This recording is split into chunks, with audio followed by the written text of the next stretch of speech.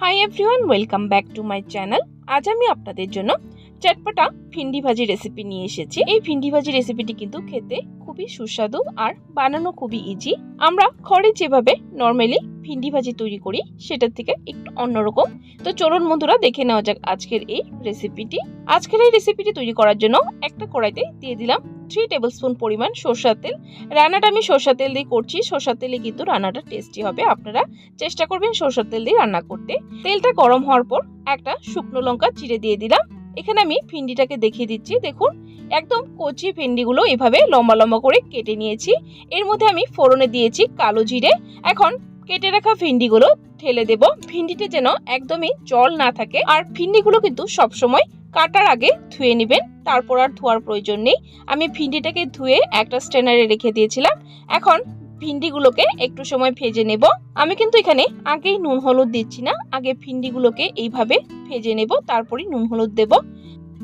So দেখুন বন্ধুরা, ভিন্ডিগুলো আমার ভেজে নেওয়া হয়ে গেছে। এখন এখানে দিয়ে দিলাম স্বাদ মতো নুন, তারপর দিয়ে দিলাম 1 টিস্পুন পরিমাণ হলুদ গুঁড়ো, আর যে বাকি মশলাগুলো আছে সেটাও আমি একসাথে দিয়ে দিব।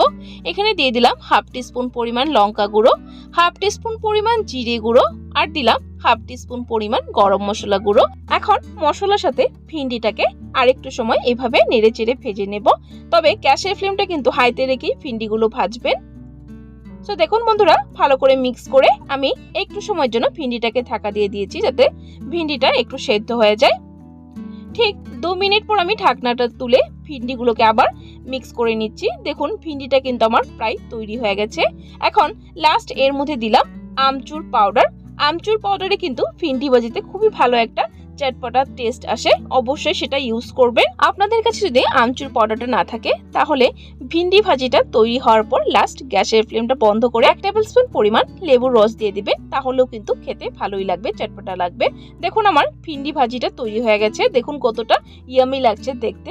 আমি কিন্তু আজকের এই ভিন্ডি ভাজি রেসিপিটি একদম নিরামিষ ভাবেই তৈরি করেছি। তো বন্ধুরা, আমার আজকের এই সিম্পল এন্ড ইজি ভিন্ডি ভাজি রেসিপিটি আপনাদের কাছে কেমন লেগেছে ট্রাই করে অবশ্যই কমেন্ট বক্সে জানাবেন। আর যদি ভালো লেগে থাকে একটা লাইক দিয়ে দিবেন। আর আমার চ্যানেলে নতুন বন্ধু হয়ে থাকলে চ্যানেলটাকে সাবস্ক্রাইব করার জন্য অনুরোধ রইল। সাবস্ক্রাইব করে পাশে থাকা বেল আইকনটা অবশ্যই ক্লিক করে দেবেন।